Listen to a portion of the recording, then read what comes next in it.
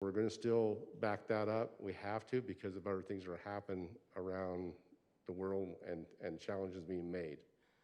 So I hope that's clear.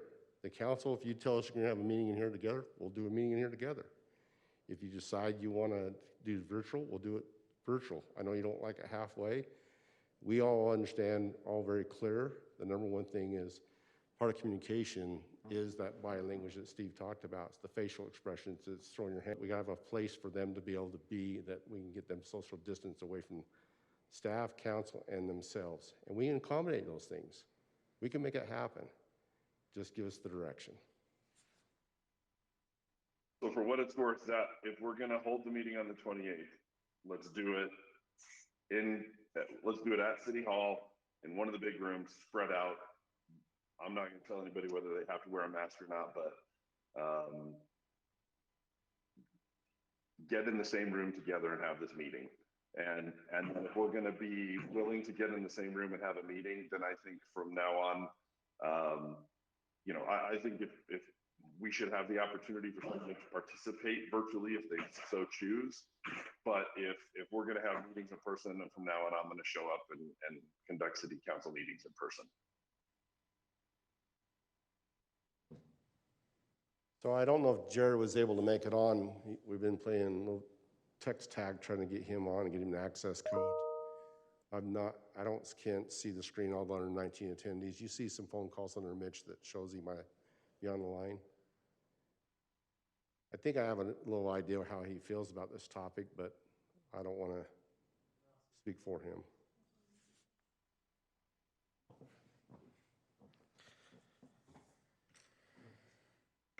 So what we did before, when we spread out the council over 6 feet across the dais and on the side wings, and then we can accommodate that, and the recorder and communications team needs to be in the room.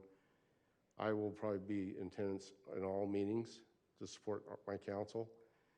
Past that, any non-essential staff will not be in attendance, only staff that needs to be in attendance. Would that work for you?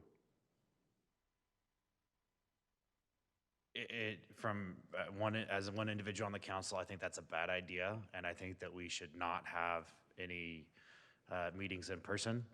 But right now I'm just one individual, and so it will depend on what the rest of the council decides.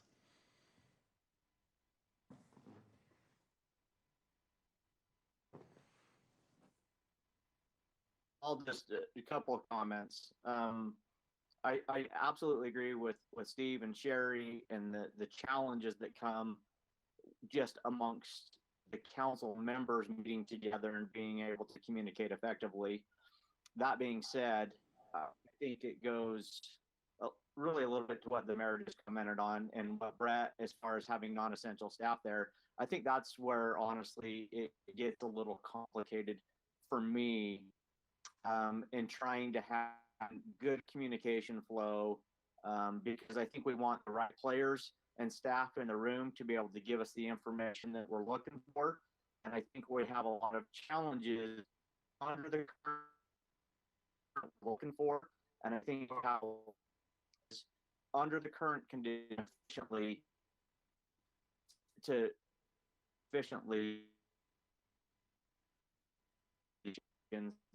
effectively make, I know I'm sure you're in your, and Brad, I'm not sure if you're in the council chamber office, but I know that, last time you were in the community, just, hearing all at time of those that have to wear the masks.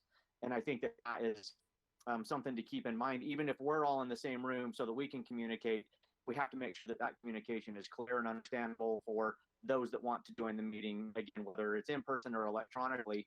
And I think staff is a key component of that, as Brett mentioned, with being able to really hear the discussion and understand. I do want to meet together to be able to get really a little bit more back to the norm that we used to be. But I think we're not quite there yet, to be honest with you. My vote right now at this point, until we can get more people in the room, more staff in the room to be able to communicate clearly and effectively, I say we postpone it for just at least a little bit of time, get us a little bit further down the road, see what's going to happen with kids going back to school and those things, and get a real feel for, again, COVID in the current conditions we're at. And if we keep things steady, I think we're going to be able to move into a phase where we can all meet together in a room and have the discussions that we're looking to do. I just think that there's too many challenges right now to effectively do that.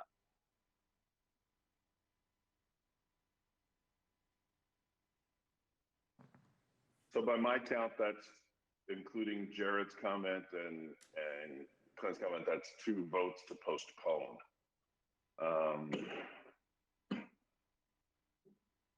Sherry, what do you think? I mean, Yeah, I think the mayor, Clint, and Jared all vote to postpone. Because Mayor, did I hear you right? You would want to postpone. Clint wants to postpone, and Jared would. So that's 3-2. So we postpone. Just remember that we might be postponing inevitably. January is the new mask mandate, so I don't have any idea what, it might be a long-term postponement. well, I just And think we should make a more aggressive plan, come up with a date, and really vet out all of the people that we need to be there and how we're going to have that happen, and then get that rescheduled as soon as we can. I would be supportive of that. Councilman Shields, if you Yeah, remember right, I gave some options, some other facilities we could use that actually have more space and the sound is actually better, and we could accommodate an area for the public. But I do like the idea of postponing because I don't think we're quite there ready. Just when Clint was talking, it validated some of the problems with virtual meetings because his internet's not quite as strong wherever he's at, and he was cutting in and out. We understand that, and that's the awfulness in this. But there are these things we do have on the table we do need to discuss. We need some direction on the next 6 months to keep us moving forward. So the strategy meeting, I know you're all passionate. I was able to go on well, it'll be in SEMA updates, but I'll talk about that in a minute, about those road trip meetings. All right. We will go ahead, and if there's no further items to discuss on that task or review list, we will get started with our agenda for tonight. The first item is item 2.1, discussion pertaining to a master license agreement for small cell towers within Herriman City. Chase. First Chase starts, I'd like him to talk a little bit about, because we've had a lot of discussion about these 5G cell towers, but it goes to Sherry's point about what Utopia and fiber. We've been working on a project for probably a good 6 months now, at least, saying what's the best interest of Herriman City. And one, we have a black fiber line, they call it dark fiber, black fiber comes right off Mountain View corridor, that we could tap into that. Even these 5G cell towers, many towers need a fiber feed to them. We've been trying to push what's the best economic and best benefit for our residents, because one thing we're lacking in Herriman is a good internet service. And we're passionate about it, and it's been tasked with our, with a couple of people in our staff to work on that, and they got some options, and this is one piece of it because we have a person that's actually applying to put these towers up. Yeah, that's right. We do have an applicant who is interested in entering into an agreement with the city, whereby they would apply for a license to allow them to put these small cell towers in around the city. And that's kind of what spurred this master license agreement. So just a little bit of background that I'm sure you don't need, but I'll dive into just in case.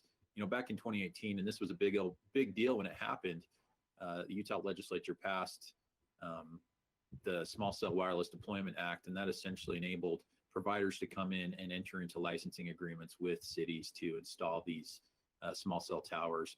And I don't have the scientific or engineering background to explain how that works, but essentially it provides an additional wireless service around that small cell tower. Rather than having a large tower to serve a large broad community, different providers are able to come in and build these towers or install devices upon existing utility poles within the city to increase wireless service in that area. So the state passed the Deployment Act, and that act obviously sets the floor for what cities need to consider in terms of licensing, permitting procedure, and fees that can be charged. The city also passed in 2018, we passed our own ordinance that adopted or codified additional procedures that built on that floor established by the state law. And those include, that ordinance included or contemplated that the city would enter into licensing agreements with these providers that are coming in and applying to install on our existing utility poles or install their own poles for these small cell towers. So what I've prepared is a master license agreement. And the idea behind this master license agreement is that, one, we have an agreement that is non-discriminatory, which is a requirement under the state law, that it treat all providers equally in terms of charging fees, design parameters, and things of that nature that can be administered by staff, right? We have an agreement that council approves. They approve the collection of fees under that agreement, as well as some of the other minutia that's contained in the agreement that can then be administered by staff as providers come in to apply for a site license and to execute an agreement with the city. It's a common practice to have a master license agreement, and it fits really well in a situation like this, again, because the state statute requires that we as a city treat all providers equally in a non-discriminatory manner. So that's essentially what's accomplished here. In my staff report, I included some of the other options. You could potentially just review every single license agreement that was prepared by a provider that was coming in, right? To date, I believe we've only had one applicant come in to see if they could enter into a master license agreement. So it's not that you're going to be inundated by these master license agreements from providers.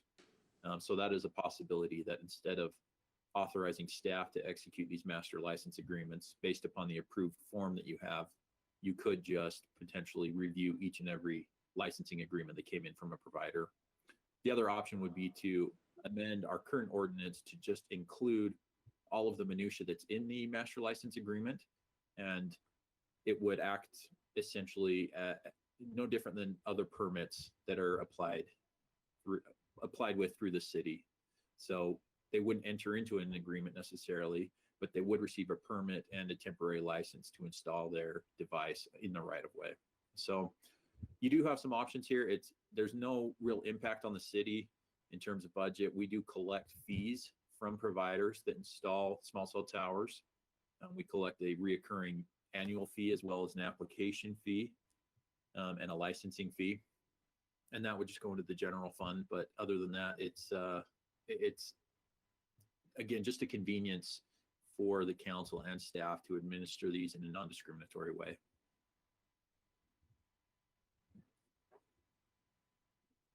Thank you, Chase. Questions or concerns or comments by council members?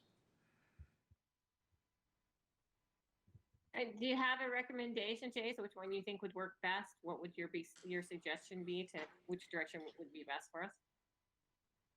I do think that it would be best to approve the form.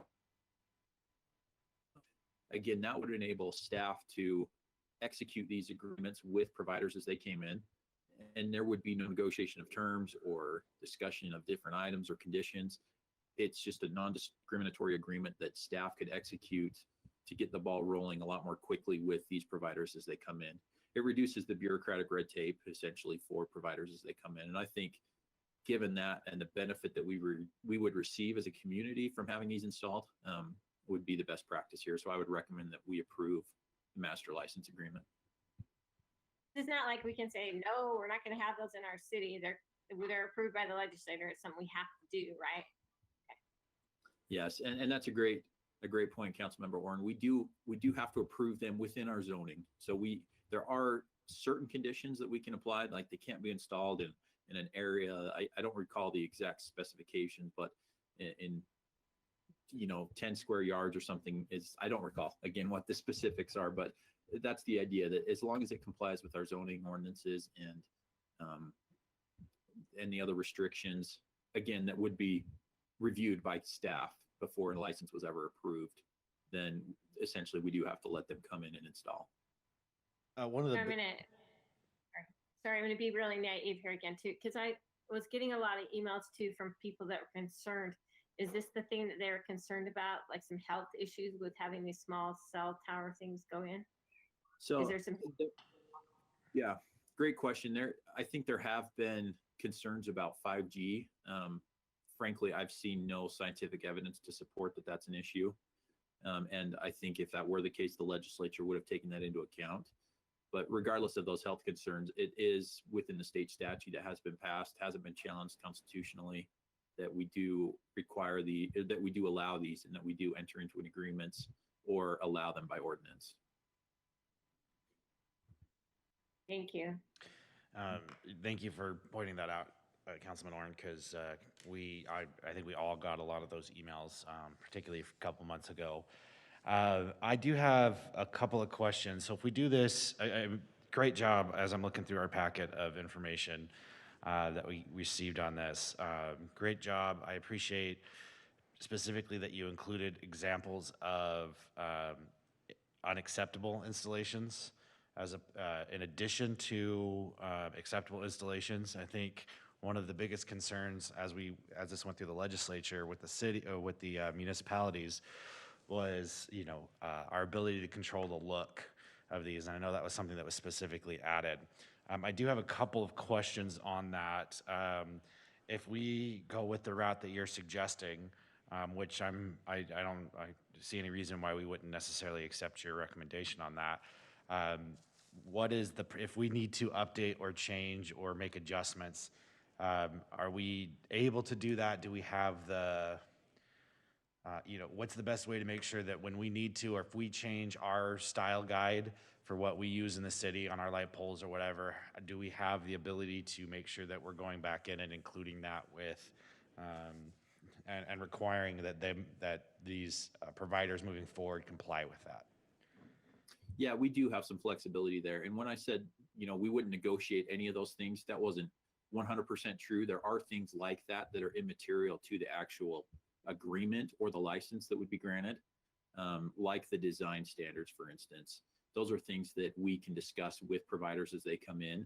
It's been my experience working in other jurisdictions on this issue that providers usually come in and say, what would you prefer? What design standard do you have? Can we use your existing utility poles? That's also been a common practice around the state for providers to come in and use existing light poles that the city has put in. So they can comply with the design standards already accepted by the city. But there are, to answer your question, Mayor, there is some flexibility to come in and make those minor changes to an agreement with the provider. And you could do it one of two ways. You could do that within the master license agreement itself in the design guidelines, or within the specific site license that's granted underneath the master license agreement. So procedurally, just so you're up to speed, a provider would come in and execute a master license agreement. And that doesn't necessarily permit them to go into the right of way and install these small cell towers. They would still have to apply for a permit, which we're calling a site license, in order to go into a specific right of way to install a specific pole or utility or small cell tower within that right of way. So we could, underneath the site license, require them to install different poles depending on the design guidelines in that specific right of way, or specific area, depending on traffic in the street, or how wide the right of way is, or any number of factors that the city looks at and determines are significant in granting that site license. So I think, in my opinion, what I'm looking for is to give this, at least in regards to what we can control, as much teeth as possible, so that we can make sure that, because we've, and by we, I really mean city staff has done an amazing job of ensuring that we have a fantastic look and feel of our city with our light poles, with the fact that all of our almost all of our street lights have the Herriman logo on the shroud at the base, and all of those things. And I don't want to lose out on that aesthetic that we've worked so hard to do, because these companies want to come in and put in more poles. So as we're looking at this, I want to make sure that we have as much teeth as possible, so that we can require them to basically make things look the way, as close to as what they do now, and as non-conspicuous as possible, so that people just don't notice them. And it just feels as part of our normal, the normal city. We might have a few more poles because we can't help that. That's part of the statute. We can't prevent that. But when we do have extra poles, that they're used and that they look like everything else in the city. That's my biggest concern in this particular circumstance. Any thoughts by other members of the council? Mayor, on this? this is Blake. Can I speak to that for a second? Please. Okay, so we've put together a standards packet for these polls, Mhm. and we've discussed it pretty extensively with several other cities. Specifically, Sandy City, they've been receiving a lot of applications, and they've kind of been the guinea pig to go through and have the the applicants come in and test how strong their standards were. And so we've been able to learn from some of the cities that have been through it. And what we've found is that it's best to have them put their own poles up because they are required to have power and some other amenities on there. And so if we can control the power boxes so they look like our power boxes, then if they get hit by a car or something, then the city is not liable to get out there and put the pole back up.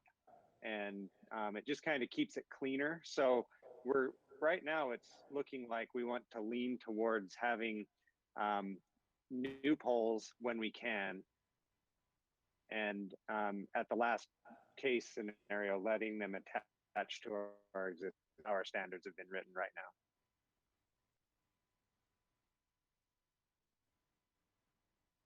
Okay. I see there's probably some wisdom in that. The only concern that I know will come back from, the residents that I've spoken with is they don't want to see poles every 20 feet.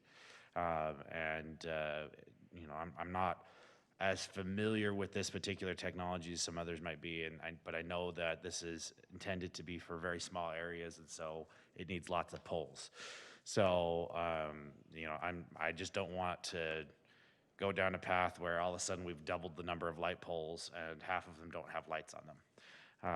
So that's my concern. But at the same time, I think I would generally lean towards staff recommendation on that because staff is going to be better suited as they've gone through this entire process. As I look at the information that you guys put together on those design guidelines, the design criteria, the only concern that I'm really looking at is on type 2, which is the streetlight placement, because I'm sure there will be some that are on streetlights regardless.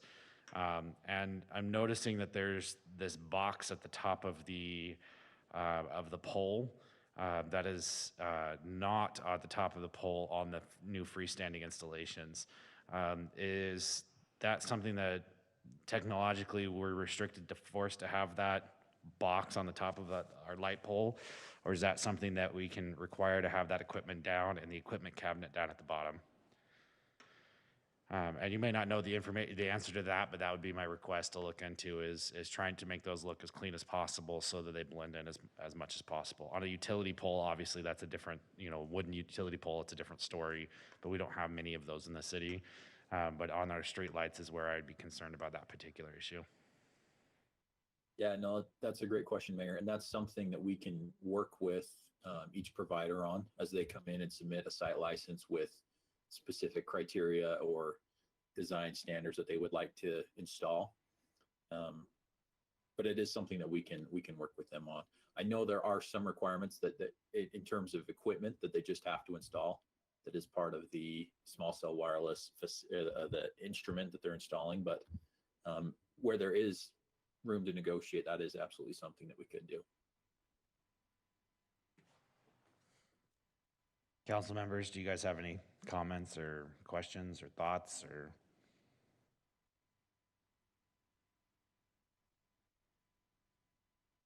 Obviously, it's already been pointed out. This is something that we just have to find it's already been pointed out. This is something that we just have to find the best way to make provisions for. And so, first off, I'll happen within our city. And first off, I'll certainly mark legal counsel, the overcomplicated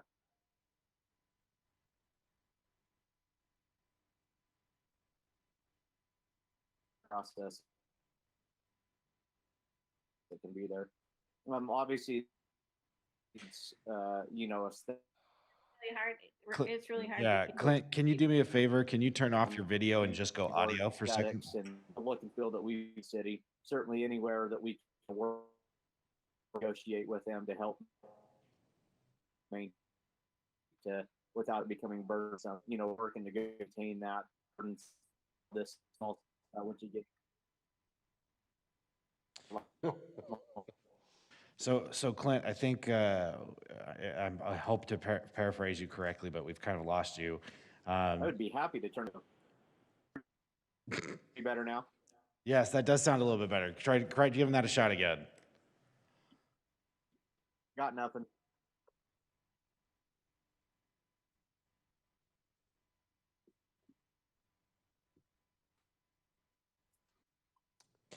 Well, I think Clint was. All right, I'll try it again. There you go. We can hear you. I think we're just on a little bit of a delay. Any better?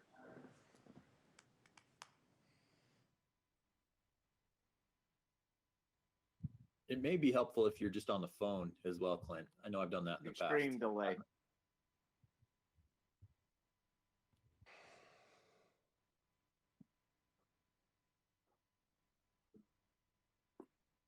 I love technology.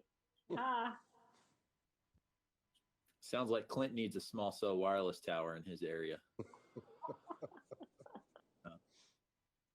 So staff, while we try to work through that, do you have any? Did you get the direction you needed from us on that? Yeah, I think we do. Okay. So if we have further concerns or questions in the meantime, I would encourage our council members to email that to our city manager so that we can, I'm sure they will be happy to address any concerns or questions that we might still have. So with that, we will go on and move on to the next item, which is item 2.2, United Fire Service Area Update. Brett Wood. Can you hear me, council? Okay. Yeah. Look at the screen. I saw the body language, Steve and Sherry, so I know I'm good. So I want to let you know, some of you have been very aware of this discussion for several weeks now, or it's been going on for months. And we had a meeting yesterday with Unified Fire Service Area, their board meeting. Steve's covering his ears. You I'm not didn't sure see what he that showed you on means. camera. Show him one more time, Steve. Oh. New house. Anyways, I want to let you know that I know Clint Smith attended that meeting virtually, so did our city attorney. I attended that meeting live, as well as Jared Henderson. I see a couple of callers on the screen. Don't know if one of them was Jared or not. Was able to get through. This has been a very... I'm on. He's on. Okay. So I'll do the intro into this, but we just sent you a brief packet of some things that's happened. Yesterday was on the agenda. You had that before in your packet that Councilman Henderson shared with you, I think last week prior to the board meeting. I'm going to walk through some of the things that happened, and then I want Jared to talk about if I got things correct or not, and Chase and Clint, because I was in the room, but it kind of echoed in there. It's harder to hear some of the people, but the virtual people actually probably heard better. But Jared was in the room closer to the people talking. So on item 9 of their agenda, they gave an opportunity for our council member, our board member, to make comment, and he made a comment about the separation letter we had sent them that was in their packet that you all gave me direction to issue. And that's also, we sent that to all council members. We also put that back in your packet just a few minutes ago as one of the items that's in that packet. Mayor Silverstein asked one question about, is that legal or viable? And he asked the attorney, Rachel Anderson, that, and she backed it up, it was. But Councilman Henderson also did validate that we were going to get direction in this meeting. In fact, we have a draft of the resolution for you all to look at what that'll look like. We'll have on the council meeting for the 26th to pass it by vote in a resolution to leave the Unified Fire Service District. As it went down through the agenda yesterday morning, they went into discussion about a policy about how does a entity leave the taxing district, Unified Fire Service Area. And they went through that policy, which you have already seen in your previous packet. We just sent it out to you again. If you look at the second page, page 32, in the section C, when it talks about bonding, and this was one of the catching points for Councilman Henderson, representing us on that board, was it did read during the period of time at the end of C, the paragraph C, during the period of time where the Unified Fire Service Area retains ownership until the bond is paid off, the municipality will be responsible for capital improvements to that property. Not only Councilman Henderson, when he made his comment, the county, they never shared their facilities, or Riverton. And so he said, if you own it, it's in your name, you have to budget for the capital projects for those facilities. So that language has been stricken out of the policy. That was one thing they agreed to. And then there was another one, making sure in the policy that in the fund balance in Unified Fire Service, your portion of the fund balance, instead of writing you a check, they'll give you a check every month, but they want to hold out, if you're part of the bond, that they will hold out a value of the same amount, whatever that is, your payment, your annual payment for that bond, they'll hold that as the last payment. The language they talked about in the room was the 15th month, the 15th payment, or months. Sorry, years. Get that correct, years, 15 years. Because I talked to Tony today, he agreed with me the language should be the last payment, because if they rebond and shorten that term, it should always be the last payment, not tied to years. So that language he liked, and Tony Hill's on the call as well. So I will ask him later on if I got this stuff accurate, and with Councilman Henderson. The next thing is they moved on to, which is in your packet, they received last week and again today, pretty much a memo from Unified Fire Service to board members, and then the CFO, Tony Hill, talking about what it looks like Riverton separation recommendations. Here again, they talked and they agreed to this, and they actually passed this by vote, that they'd follow this as a guideline to enter into an interlocal between Riverton and Unified Fire Service Area to separate those entities. With the caveat that one piece in there I just discussed, it'll be in policy, it'll be the last payment, not the 15th year payment. So it's always consistent with whatever the bond ends.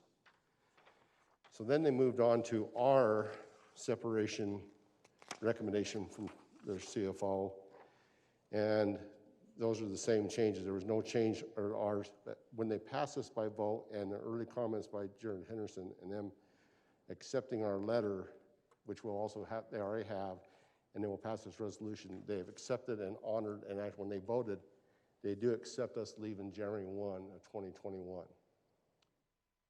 So that's my brief. I do have Alan on the line to talk about numbers and timelines of things that need to happen, and that's at the end of that stuff we just sent you, because I said this just happened yesterday. We try to pull all that information together, so I'll have him talk about it.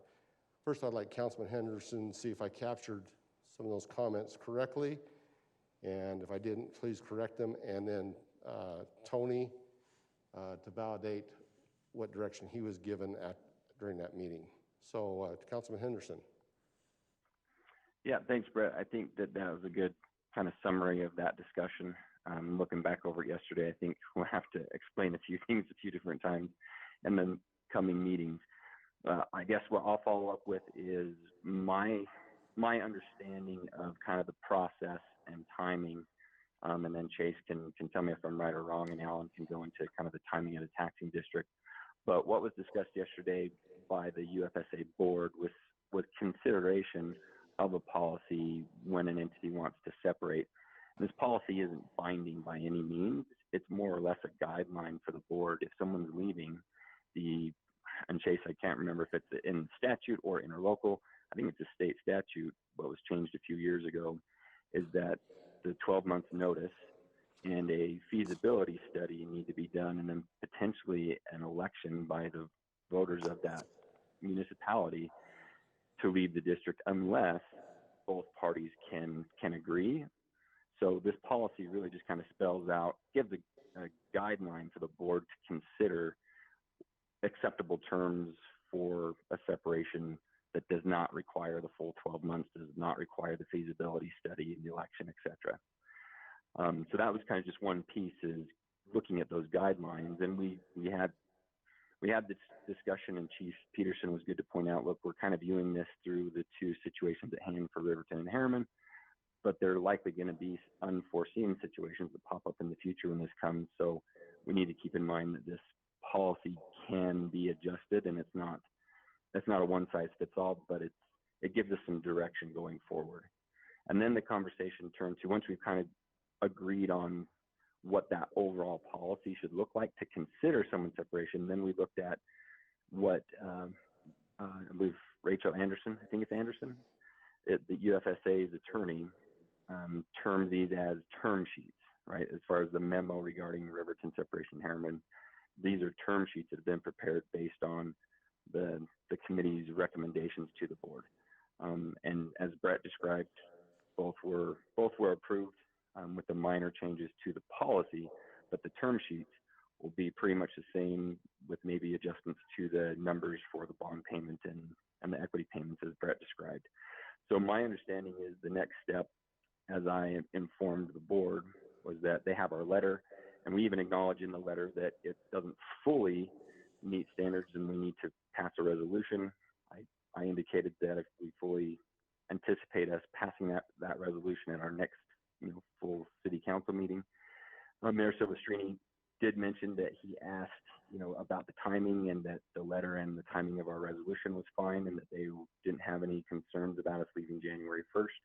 So I think that's the biggest win, is that the board has agreed to let us out January 1st, and then we put the pressure on Alan to get the district ready. So we still have to do our official resolution, and then the two parties have to sign a binding legal agreement on the terms of separation.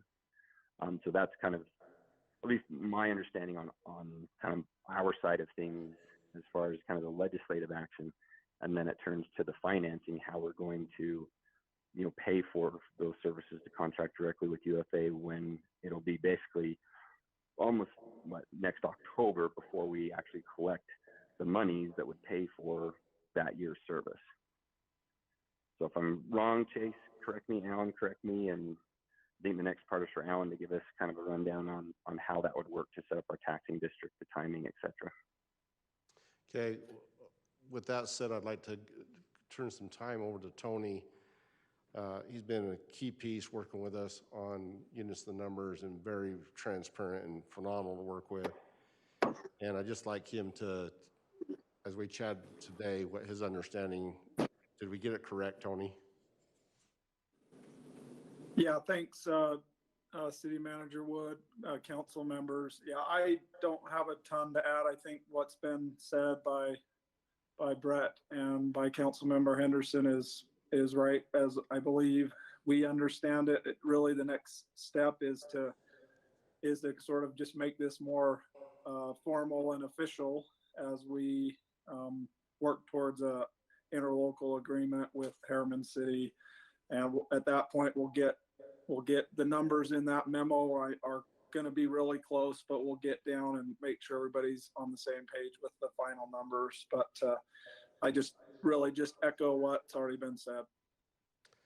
Thanks for that, Tony, because you've done a phenomenal job, and it's just been so refreshing from our previous experiences with other entities, and you are definitely a key backbone to Unified Fire Service Area and Unified Fire, so thank you very much.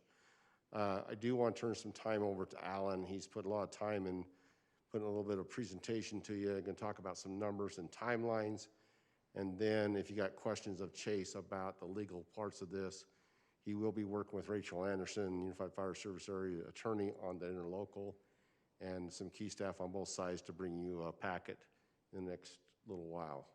Go ahead, Alan.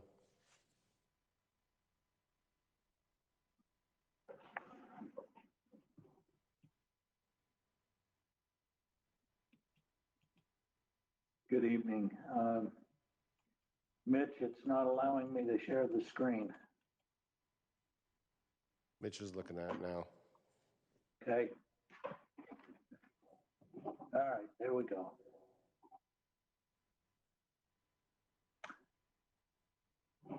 Okay, I'm going to start with some really fun spreadsheets.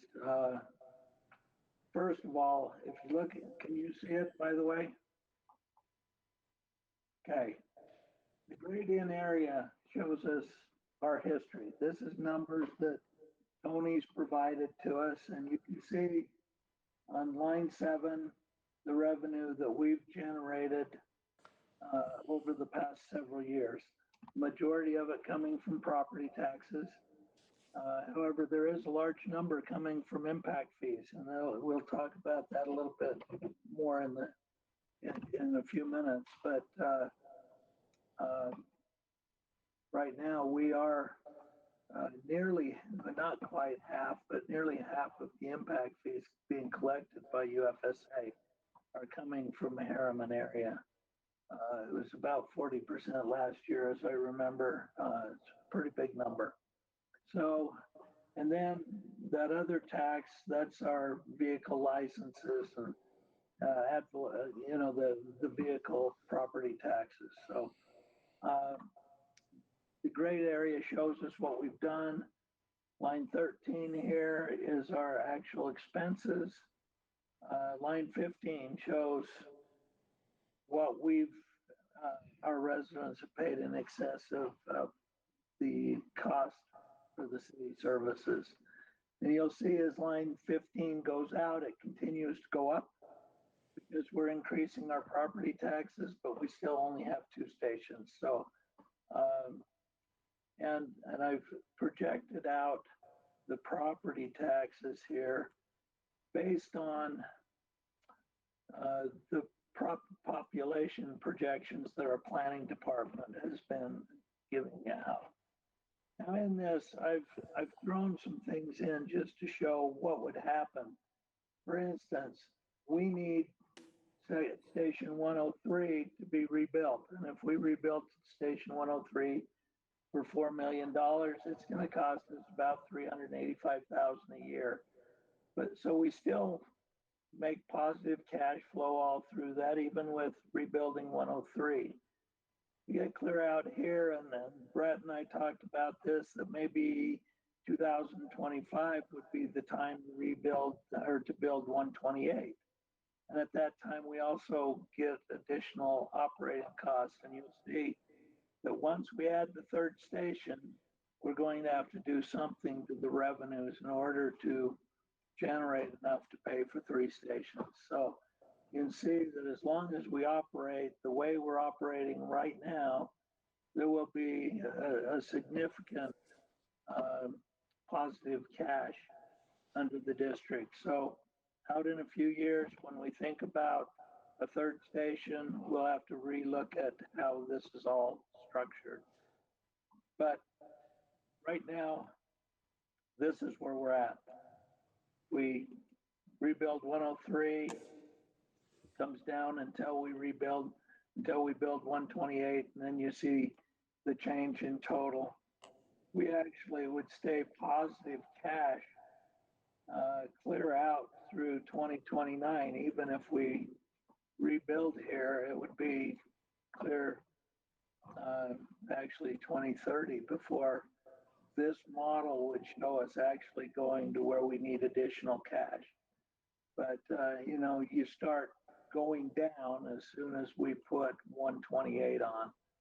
So this just kind of gives you an idea of where we're at with the finances. Now it's going to be. It's going to be a positive cash flow every year. Now, Alan? Yeah. While we're on this page, I want to show the council, look at the impact fees. And Alan talked about what we need to pay for a bond payment, $385. But if you start looking at it, we actually exceed that in impact fees. So we'll actually be able to put some money away to build the 3rd station when we feel like the call volume there is to support that building. We're just projecting right now, it's all projection on that 3rd station, but it's just showing you that we'll be able to put some money aside to build that station when the time comes. And as you look at this, you would actually have the option somewhere along in 2023 of building a station without bonding if you chose to. However, that would just mean it was sooner time before you had to address the shortage in funding. So if you look at that, you know, as long as we're on two stations, we're going to be building cash in this fund. Now, the problem that will come is how this cash will come in. You look at this graph right here. This is showing that about September, we're going to be about $3 million in the negative in this account. We'll start coming back up and we'll hit about $2 million of positive once property taxes come in November. We then start going down again. And in the second year, we don't go quite as low. We're about 2. We come back to 3 on this end. So you'll see that each year there is going to be a deficit that at some point in the year we're going to have to fund. Then it all comes back to positive when the property taxes come in. Now by 2023, we're only barely going to get to the negative, but we come fairly high. 2024, we're totally in positive, so we can fund it the full year. So as you look at this, we are going to have to fund around $3 million out of our other sources for about 4 or 5 months out of the first year. Now we do have the funds to do this. The only challenge will be is here at June 30th, we have to be positive in all of our funds. So we would have to make some kind of a formal arrangement to borrow money there to make sure we're clear. But we would be able to float this out of our other operating funds without going outside and getting a tran loan as UFSA does. They go out and borrow money at the beginning of the year to pay them through till the taxes come in. We wouldn't have to do that because of our other funds that we have that we could use to make up this difference. But we are going to see, the low point is at $3.2 million in the first year. So that's what we would have to fund till the property taxes started coming in October, November. We generally get a little bit of it in October. Most of it comes in November. So we've kind of broken it out the way that would happen. But you're going to start, about September, you're going to be at the low point of this. And you can see in the following year, low point's 2.5. It gets a little better each year. In the third year, our low point is 1.4, and then we're actually positive in the fourth year for the entire year. So we always get the money back, but it's going to be in November. So for the first 2 or 3 years, we're going to have to fund a shortage for about 5 months each year between when we run out of the previous year's taxes and when we need the next year's taxes. Okay? Have any questions on that? I got a comment on this piece again, Alan, because I've been a little more blunt about this this piece and asking you very clearly, are we going to be okay doing this? Currently, those who don't know, Unified Fire Service Area takes a trans loan or I call them payday loans. That you go get a loan on the check that you're going to get down the road. And they've done that since it's been formed. What we like is, and Alan's recommendation is us, and I support him 100%, is we'll fund this ourselves so we don't have to pay interest or any closing costs or any of that on getting a short loan. And in 3 years, we'll be in the positive to where we're not dependent on making that shift like that. So very positive history there moving forward and doing our own thing with the taxing district. Okay, now we put up a calendar. That was touched on a little bit earlier, but first of all, once your resolution is passed, um, Chase will be actually doing the legal part of setting up the district. But we have till January 1st to have the district actually in place. We do need, in order to not have a lapse in impact fees, we've got to get on impact fees right now. You will actually have to approve an impact fee by October 1st, which is a very tight timeline, in order to start collecting impact fees on January 1st. Once you've approved it, there's a 90-day waiting period before you can start collecting them. So I do have Susie Becker at Zions Bank already working on the impact fees. She has gotten all of the call volumes and all of the call information from UFSA already. They've been very cooperative, but they were a little bit proactive on this as well. UFSA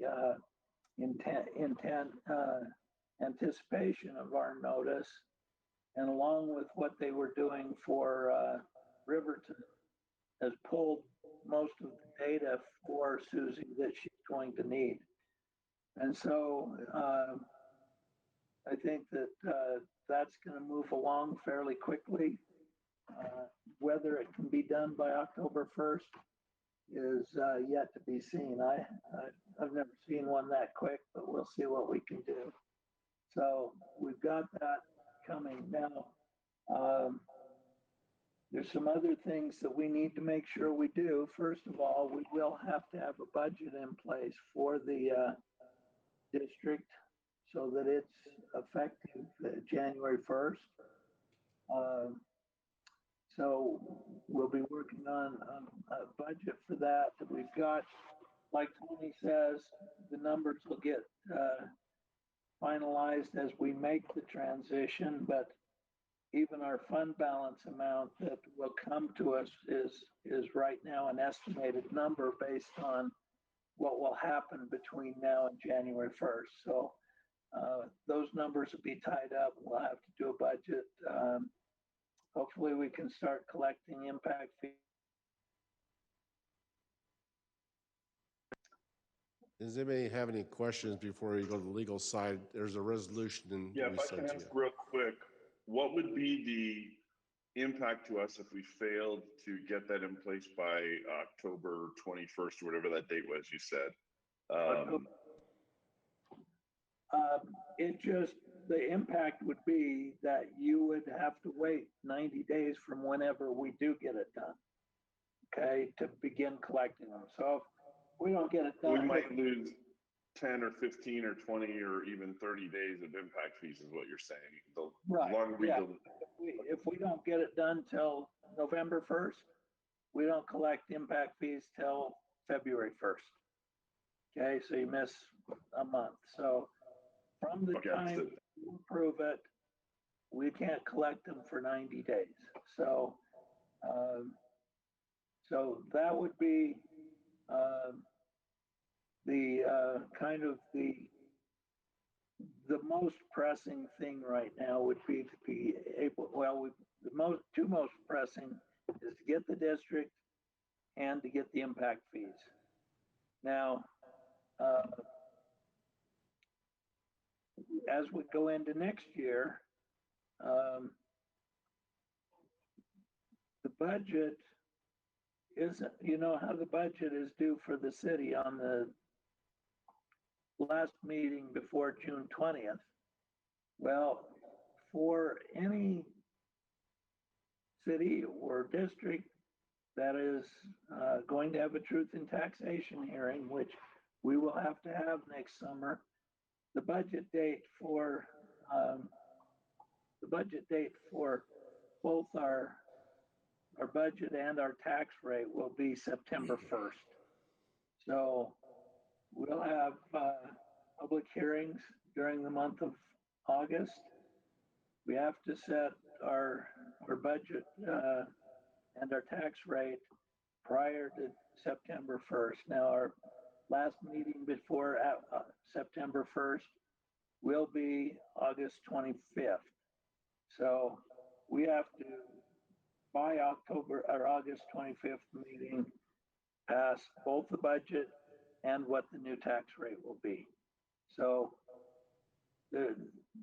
once we get the district in place and the impact fees in place, it's not going to have the same time crunch that it has during 2020. 2021 will be a little easier, but there's still a lot to do during that time period. So, yeah, like I say, Diane's Bank has already taken off on the impact fees. So hopefully with the information that they've garnered from UFSA, that process will move forward pretty quickly.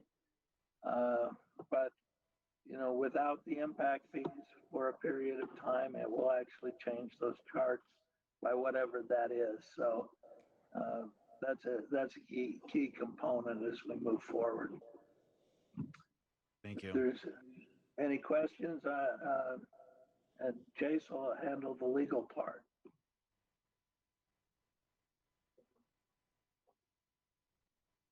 If there is any. So,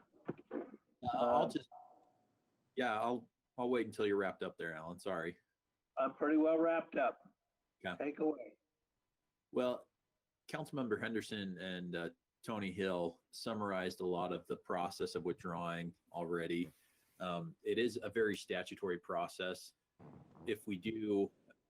When we pass the resolution, we do provide a copy of that to UFSA, as well as a formal letter letting them know that we are withdrawing. Like Councilmember Henderson identified, once that's been done, then it really just comes down to us negotiating the final terms of that withdrawal agreement as we separate entirely from UFSA. I'll be involved in that process very heavily. It will be approved by council, of course. It will come before this body and it'll have an opportunity to, I'll provide feedback on that as needed. And then once that's executed, we will essentially take off with the procedure that Alan has identified. So, but there's a lot of minutia involved in it. Again, it's a very statutory process, and it will involve some negotiation on our part with UFSA. But like we've seen in the memo that Tony prepared and the policy that UFSA has prepared, a lot of that is already laid out. So we're hopefully well on our way to executing the withdrawal agreement with them. Any questions by council members? Okay. Thank you. We appreciate that.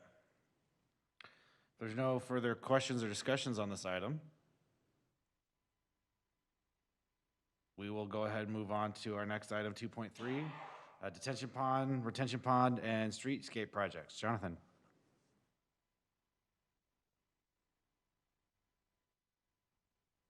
Hi there, everybody. Hope you guys can hear me okay. We can, thank you.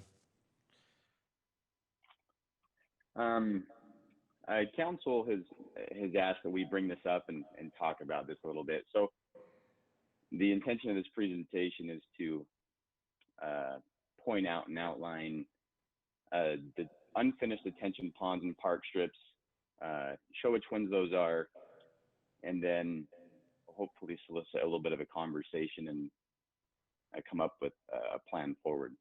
So go ahead, Jonathan, to the next slide. First thing I want to do is just somewhat identify what I mean when I say an unfinished park strip or detention basin, and that's any detention basin or park strip that would otherwise have been completed by a developer, and it's in an area or along the frontage of an area that already is developed, and that developer or sub-developer has come and they've gone and they've either paid a fee in lieu or they're past warranty and it's otherwise left with Herriman City to own and maintain and to get improved. So there's a lot of unfinished park strips throughout the city that exist but don't fit this qualification. So I'm essentially narrowing it down again to any park strips and detention basins that are unfinished, but otherwise would have been done by a developer, and it's on the city to complete. So anyway, I hope that makes sense. I want to start off by first talking about detention ponds and retention ponds. So Jonathan, go ahead and jump to the next slide if you wouldn't mind. This first slide, there's two general areas where we see unfinished detention ponds, and there's a lot of little smaller detention ponds that exist, and retention, excuse me, that exist on the west side of Herriman, and that's this area right here. These are detention facilities that, you know, if we're funded, we could take care of these today, right?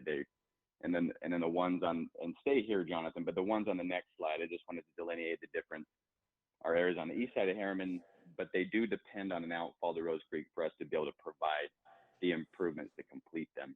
So anyway, staying here for just a little bit, you can see, and this isn't the first time you've seen it. I think Blake discussed this in a prior work meeting and showed these ponds here. I have actually adjusted the price just a little bit on these to reflect a gross estimation of what these ponds would cost. And so what you're seeing right there is the cost that it would likely take us to improve each one of these ponds. You can see that some of these we have collected a fee in lieu, and then some we have not. You'll notice Rose Canyon Detention Pond on the bottom of, go ahead, Sherry. I don't mean to interrupt you, but I just, on the fee, on the numbers you have on here, are these numbers what it would take, the calculation of what it would cost us to finish them? Do they include the fee that we collected, or they're just purely the cost that it would purely what it would cost us to fix them? That's a good question, Sherry. So this is reflecting the pure cost of what it would take to finish it, whether we had the fee in lieu or not, right? And on number 3, Antelope Meadows, you'll notice there's two costs. That's a mistake on my end. It's just that higher number, $43,124. So for example, Rose Canyon Detention Pond, it would take us $111,000 to complete that pond. This pond is a little interesting in nature, where it actually is detaining, it's regional in nature, and it has multiple developments that it's serving, as well as some right of way. And so the developer that constructed that pond, its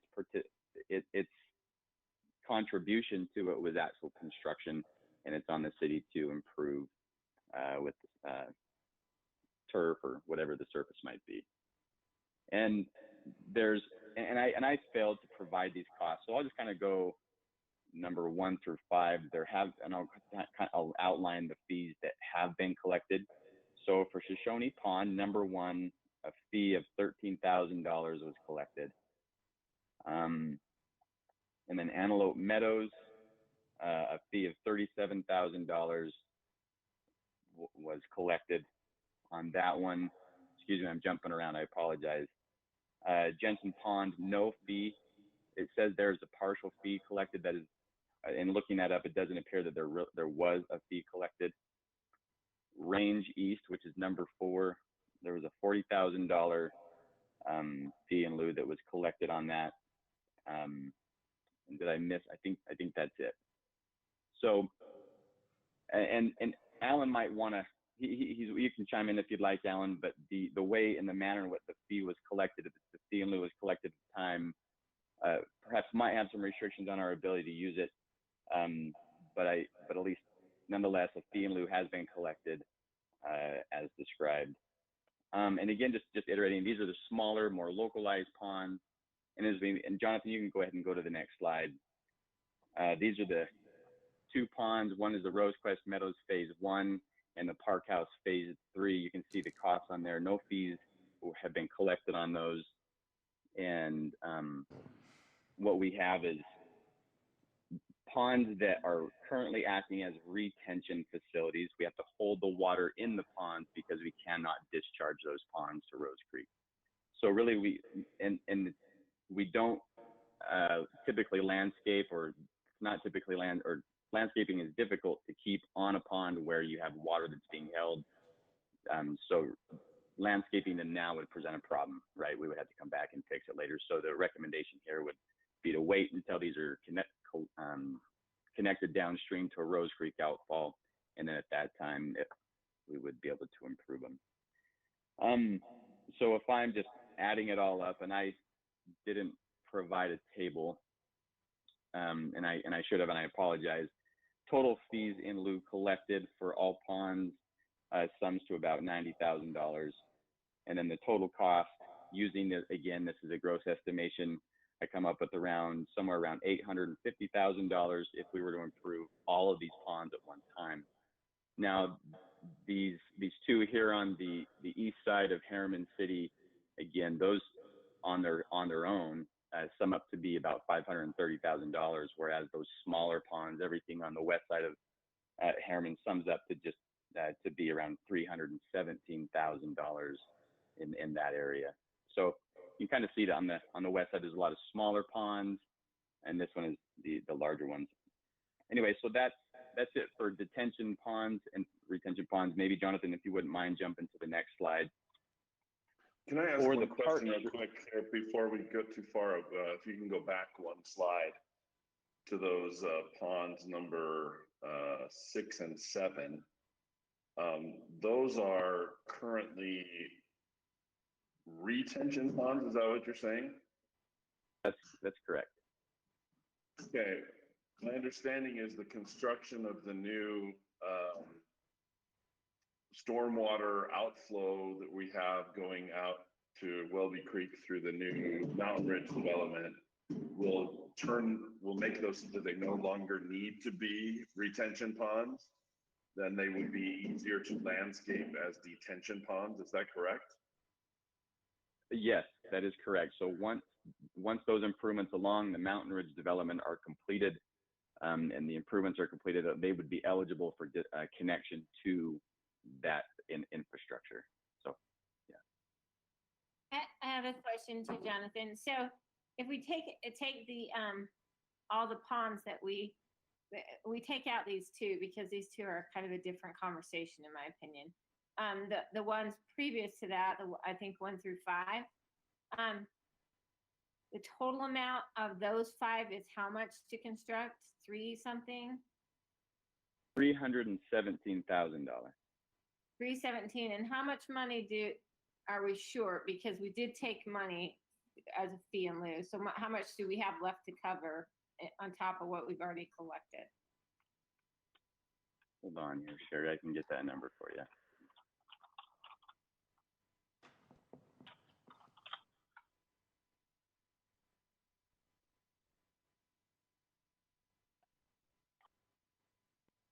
So there's the fees in lieu, again, those are $90,000 that were collected on this west side.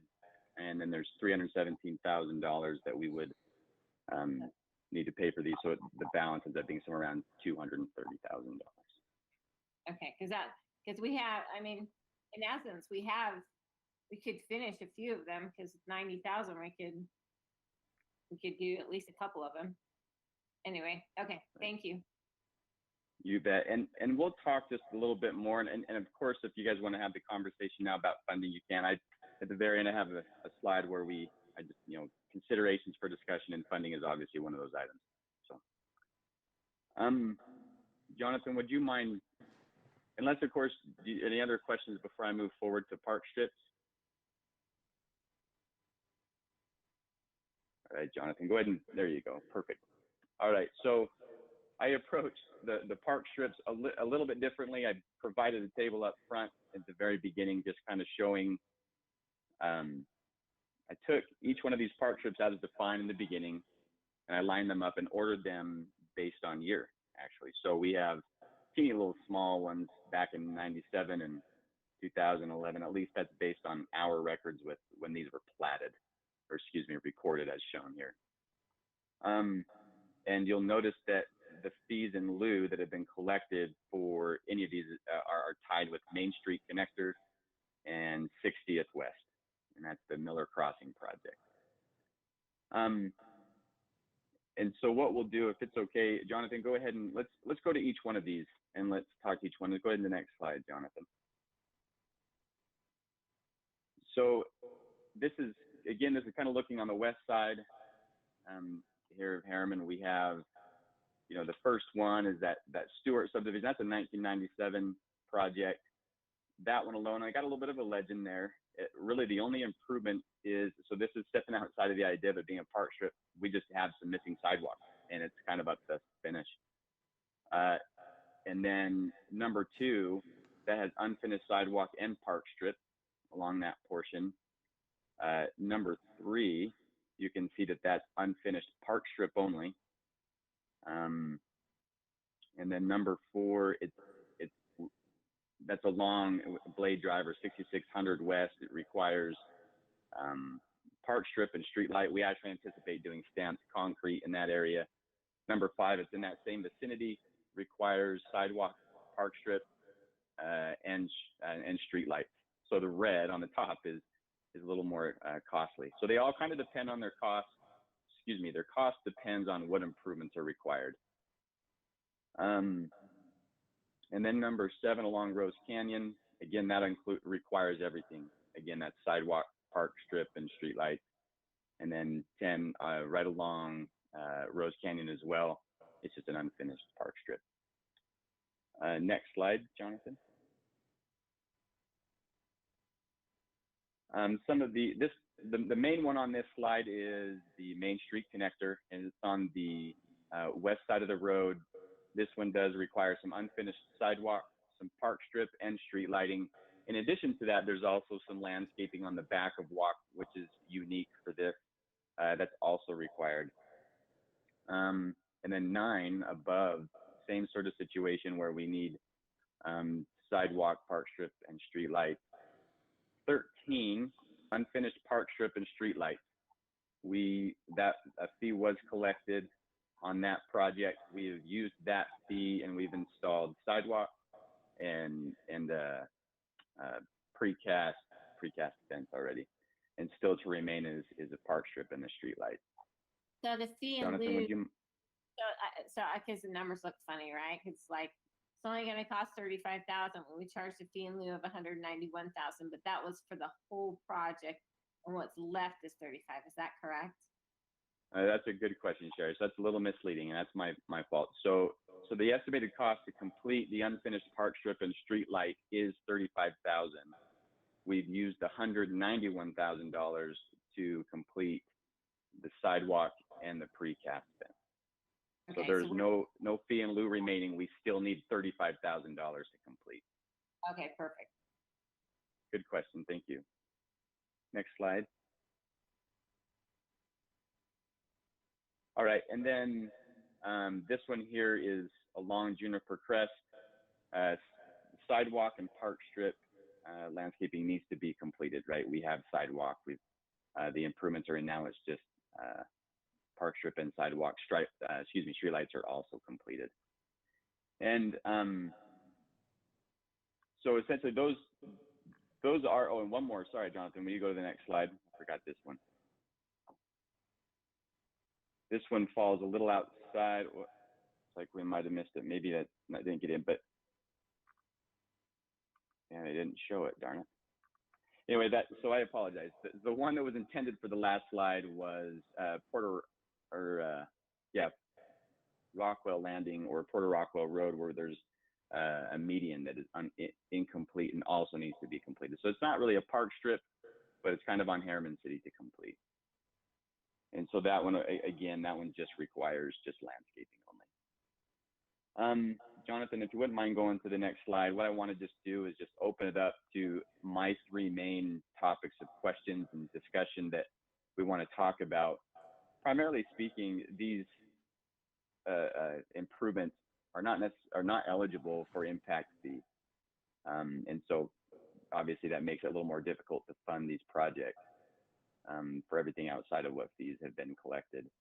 How come how come you can't use stormwater impact fees towards them, because that is part of stormwater, correct? How come you can't use those impact fees? Right. So and Blake, it might not be a bad idea if you want to just, if I state this wrong, but my understanding is the way that the impact fee was structured and set up is that the detention facilities would be placed onto the developer to provide those improvements for detention, whereas the conveyance of stormwater projects are on, or excuse me, can be used only for, or excuse me, impact fees can be used for conveyance, and that's pipes and structures, whereas the detention facilities would be on the developers to provide. Blake, did you have any thoughts you wanted to add or subtract to that potentially? Nope, that's exactly right. I think we weren't planning on doing city detention basins like large ponds. They were all going to be for development, so it didn't make sense to put. This was a little bit before my time, but from what I understand, it didn't make sense to put the ponds in the impact fee analysis. So that's why our impact fee is fairly low for storm drain, is because it only pays for the conveyance portion, because the developer was responsible to do the ponds. It's just some of these areas we got a little sideways. By legislation, we were required to allow development to occur, but we didn't have storm drain outfall in the area, so we were in a catch-22. We didn't have the money to put all the conveyance system in at the time, and so we had to allow development to move forward, especially out on 7300 West. And that's kind of why we got in the situation we're in. Thanks. Thanks, Blake. Another thing to just kind of think about here is, you know, there is a little bit of gray area in the newly adopted stormwater utility fee, or those, and I'm just going to read straight out of the study. It states what these, what this fee is eligible for, or the utility is eligible for. It states here: ongoing maintenance and cleaning of stormwater system elements, non-impact fee related stormwater construction projects, including rehabilitation, replacement, and new construction, street sweeping, inspection of construction sites, private stormwater management, regulatory compliance with the Clean Water Act. Again, that stormwater utility fee was put together for us to comply with the state's requirements for stormwater and SWIP and our SWIMP. But it does leave the door open for some interpretation for utilization, again, for stormwater related construction projects that are rehabilitation, replacement, and new construction that are non-impact fee related. And so there's a little bit of gray area there on whether or not that would be eligible to be used for detention ponds to finish these ponds. And the other thought too is go there ahead, a problem? Sherry, sorry. Because even when we were calculating all that, that was really calculated based on future projected needs and stuff for infrastructure. So if we start borrowing from that, are we going to end up being short on our calculations on our stormwater fees? That's a good question, Sherry, and I have not dived into that, but that's logical. That makes sense. We would need to kind of take a look at that a little bit closer. So the reason why I asked the question, what type of landscaping, and I don't know if Justin is on the phone, or excuse me, on the line here, but we are, as of January 1, we will be required to utilize new water efficiency standards by Jordan Valley. And if we want to utilize member agency grants by Jordan Valley Water Conservancy District, we would be required to follow those standards. And in looking at that, Justin's been inquiring along with Heidi to determine how much money and funding we'd be able to get from that. It's around $50,000, right? And so it's not a large amount, but it's some that we could use. So if we picked a project, we could utilize those funds, 50,000 of it, but we would have to be using those new water efficiency standards. The reason why I brought up this last item here was the bidding method to minimize construction costs. Typically in our department, the way we've structured construction projects is we go to a full design, we take it from A to Z, and then we go and we bid the project based on everything that we've put together, right? We've designed and we've shown in these bid documents showing exactly what types of valves to use and where to put them and whatnot. And then we say, contractor, how much does it take to cost? Thinking outside of the box a little bit, Heidi on staff here, she came up with some thoughts, and we've actually structured our striping contractor actually very similar to this, which is we just generally show in the contract, hey, these are areas that need to be completed with landscaping.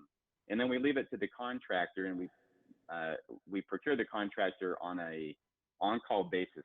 That's the best way to explain it, but rather we leave it to the contractor to establish unit rates.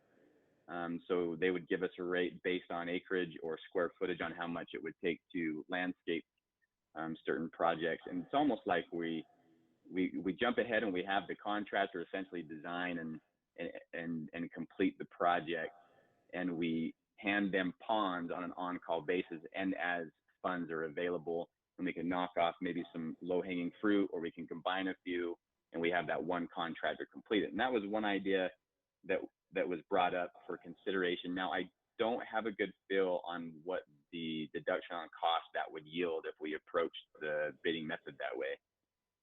The thought could be we could go ahead and go to bid and give it a shot and see what unit prices we have, and if funding isn't available and council decides not to move forward, we could then reject those bids for another time. So that's one way we could try to capture what the cost would be. But anyway, that was an idea we thought we would throw out there. So this is my last slide. Again, the intent is to throw all the information out there that we have to date, and then bring it up as a topic for discussion, and maybe I can do my best to answer. All right, questions or discussion?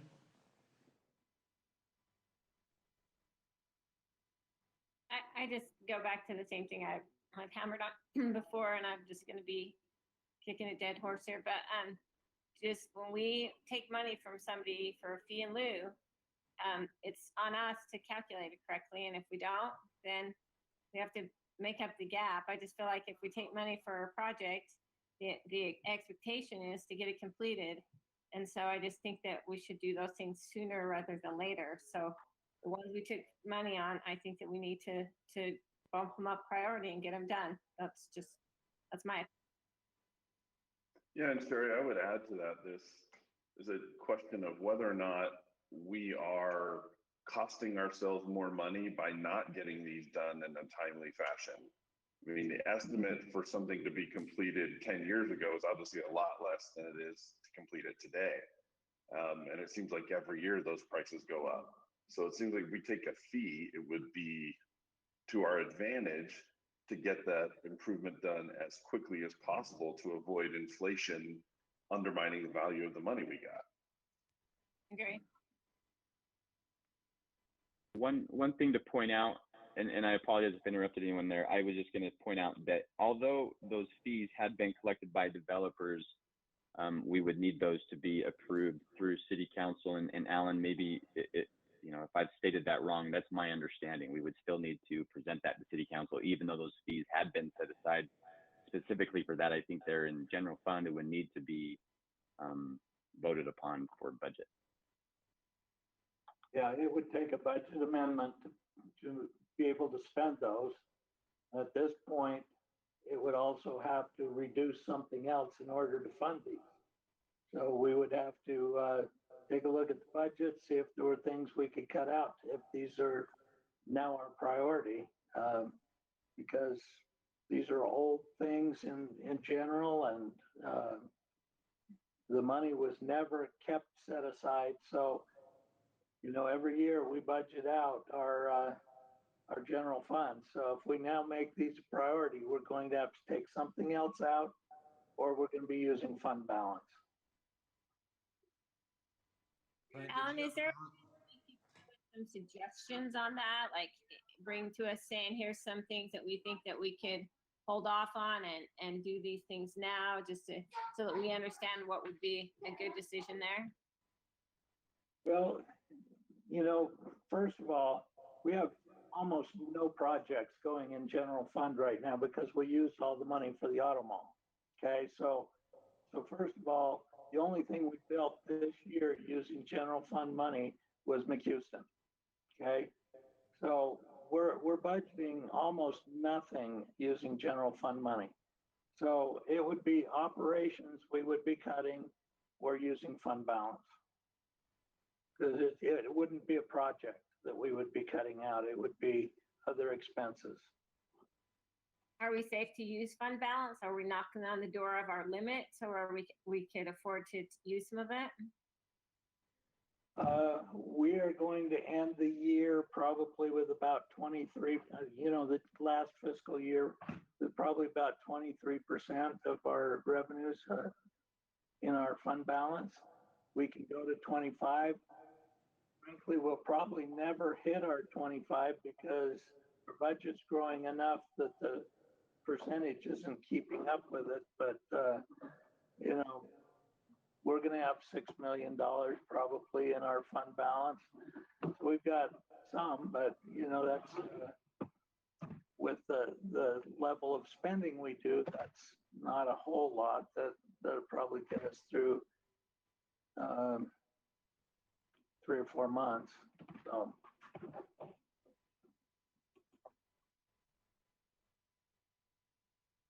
Clint, did you We've have got another questions? question about these ponds too. How many of these ponds were used as green space in an MDA?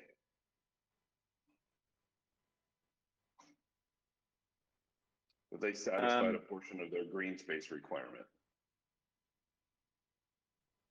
Blake, if you're there, maybe I could lean on you a little bit. I can't speak off the top of my mind which ones may or may not have been included as part of that. It would be a small percentage, I think. The majority of the ponds were just detention basin needs for straight subdivisions that weren't part of a PUD that had an open space requirement. And so I'd have to look at like the Rosecrest ones, but in general, it's a small percentage. Just kind of off the top of my head. We can look into that a little bit more. The reason I ask, I think Sherry made the point that the first 5 were a little different than number 6 and 7, both because of their size and their complexity. But I'm pretty sure that at least 6 and 7 were part of the Rosecrest MDA over there. And if that's the case, I'm trying to figure out, again, this goes back to some of our MDA problems in the past, but we're giving them credit for that as green space, and then they're not even finishing it. They're paying a fee that's not sufficient to cover it. It just seems like a bad precedent for a way to get green space created in our communities. I mean, that just, I don't like the retention ponds being used for green space. It just seems like a terrible idea. And I'm just trying to find out if that's what's happening or not. And Steve, one of the things that we did do a few years back is that we changed our ordinance so that they had to take a discount on that, they had to improve it. And so that a couple of years ago changed. I think some of these are prior to those adjustments that we made to address that particular issue. Go ahead, Jonathan.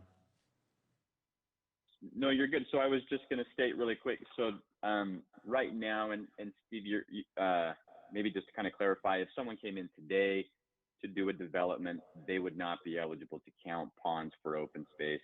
And I'm getting guided kindly by Bryn by text here. It sounds like that the Rosecrest ponds wouldn't have counted towards their open space, it appears. And that's something that we can kind of take a look at, Steve, and maybe dial back or dial in on that a little bit and come back to you with an answer on that specifically. But that's a good question. Yeah, I really would like to know the answer to that for sure. But I appreciate the feedback on how we're trying to prohibit that on a go-forward basis. Jonathan, I definitely think that we definitely should go after some of the grant from the water district, because that's a smart way to go. And I think that any of these ponds, we should be looking at doing them water-wise kind of ponds, because they're not intended to be soccer parks. They're simply not. And so I think that it's responsible of us to look at doing all of them in that manner so that they're water-wise. And I know that there's sometimes a tendency to want to just hurry and throw turf in there because you don't have to go back and spray it. You don't have leaves in the rocks and those kinds of things. But we have to just really understand that we live in a desert, and we should not just be throwing grass in there when we can do something more responsible water-wise. And so are these numbers you have based on that? Are they just based on putting grass in there, or how did you come up with those numbers? That's a good question, Sherry. I do not have a really good solid take on what it would cost to do water efficiency, or excuse me, the landscape with water efficient standards. And so I have a really good grasp. We do anticipate that they would increase, and so the costs that you're seeing are based on turf, right? Something that we're used to seeing today. I just wrote down one thing I just wanted to make a quick clarification on again is, I hope I state this right, and Justin, if you're on the call, maybe you can help clarify if I say this wrong, but I believe the grant, the member agency grant would require some match funding on that. So if we did that, we would need to dip into the general fund at least to some extent, right, to match the 50 grand that's maximum eligible. Yeah, But there are nonetheless, some we would jump there out. are, sorry, Jonathan. There is a match. I don't know exactly what that is. I know it's a percentage. It depends on the percent of contract. Sorry, the amount of contract you have with Jordan Valley.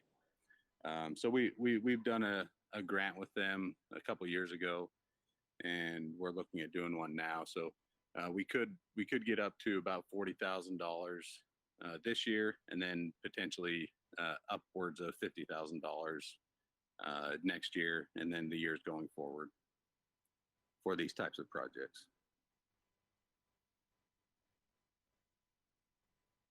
Hey, can you guys hear me right now? Yeah, go for it, Clint.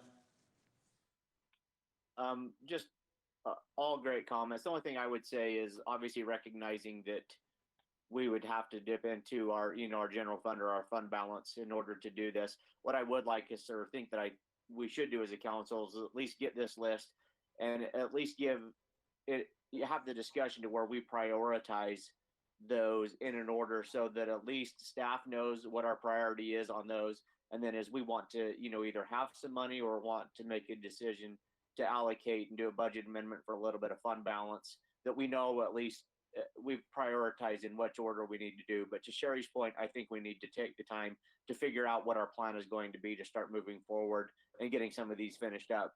Steve made a great point. The costs of today and how that fee in lieu was figured, whatever 2, 3, 5, 10 years ago certainly has changed. And so it's becoming more of a burden on the city the longer we let these go. But recognizing that we don't have any capital projects that we can put on hold in order to just roll this money to it, let's prioritize them. Let's figure out, if we feel comfortable in using any amount of fund balance to try and knock one or two off these lists and keep them as a priority moving forward, so that at least staff knows that they're a priority and we can weigh those against those other capital projects that come to us. Council, I'd like to make some comments about this. You've heard it from me in the past, is we changed our work strategy meeting that we have every year so we can stage up to get ready to do our budget cycle. Here again, it'll be in November again, and we'll have these on the list, but keep these in your packet. You've got them sent to you. But we're going to do a better job of separating these landscaping issues, detention ponds, retention ponds, water projects, road projects, so that when you look at the general fund monies, council makes that decision. And I can tell you this, you can go back through the records. I've been on the record. I agree we should have been doing them, a few of these every year, and get them done. It just keeps getting more and more of them. And you look at that Juniper Crest Road, there was decisions made to have the extra right-of-way. That cost us $1 million in landscaping. And so when you make these decisions without a way to fund it, so it's almost like we do something, but we don't get the mechanism in place to fund it. And so that November conversation, you'll have your list, and I'd like to take the approach that the old ones, let's get the old ones done so that those residents around those areas actually have a nice looking area instead of what they're looking at right now. So as a thought, as we roll in that November to look at the next budget cycle, which will be the next building cycle for landscaping things anyway. But we'll have plans in place, some estimates in place for you that meeting. Does that work for you? That'll be helpful. Thank you. It kind of works, but November's a long way out to have that discussion too. So we can focus some light on that before then, that would be good. Okay. Yeah, I remember very well debating this with past councils and trying to get some done, and it just wasn't the priority. And if you guys get passionate about it, we'd love to get them done.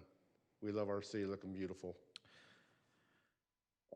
All To right. Sherry's point, the question I have from staff is, even if we decided quickly that we wanted to address one of these, are we even in a space to complete any of these in this season, just due to getting them somebody scheduled? Or are we really looking at before we could feasible? It'd be a great question. I don't, because construction cycle's about done for this year. That's one item.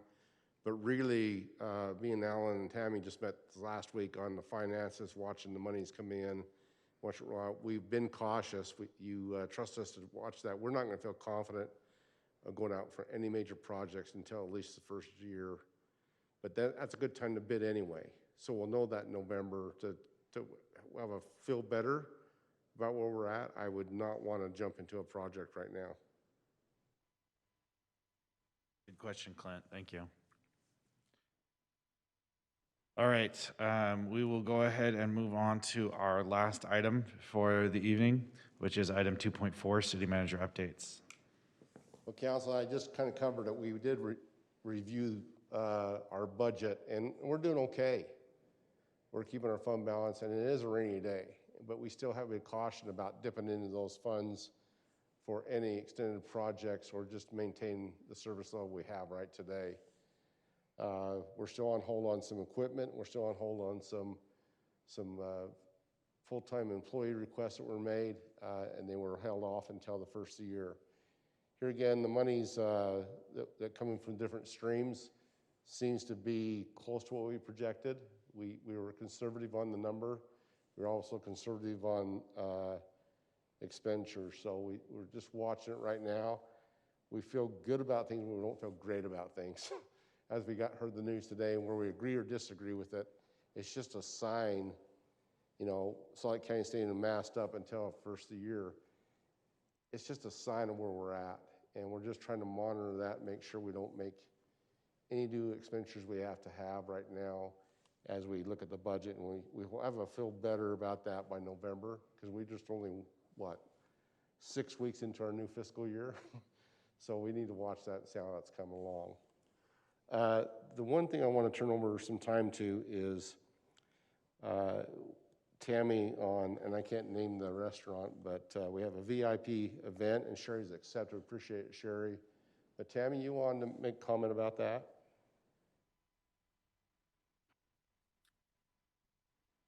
I do. Thank you, Brett.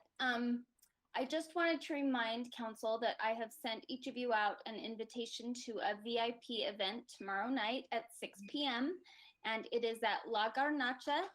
They are very excited to be opening in Herriman City. They will be located in the Knots on Main building. And I just wanted to be able to give them a count of who's going to attend. They specified that they would really love for members of our council to be there, as well as our city manager, our police chief, and our fire chief. So I just wanted to be able to give them an account. And like I said, I've had 2 of you get back to me, but I would like to know where everybody else stands and if you'll be able to attend. We're really excited to have them in the city. They have gone through a very long process in order to be able to open up, and we're excited to be able to support them. You want to tell Tammy, do you know, you said it's at 6 o'clock. Do you know the estimated duration? Is it a short thing? I mean, what's their schedule of events for the night? So they didn't necessarily give an entire time frame. They just said that it will begin at 6. They will do a free dinner, and then they will ask for feedback regarding their menu, and then they will give all attendees kind of an exclusive restaurant reveal of how they've done the inside of their facility. They came and fed our officers a few months ago as they tried to find a place to locate in Herriman and work with the Knots on Main owners. And They wanted to feed our officers for what they've been going through with not only the COVID, but what's been going on in Salt Lake and everything. They do appreciate our public safety. So they fed them out here in the parking lot, and I can tell you, it's good food. Yeah, I'm excited about this coming in. It's a little more unique to the Mexico City type of style, but boy, I can't wait for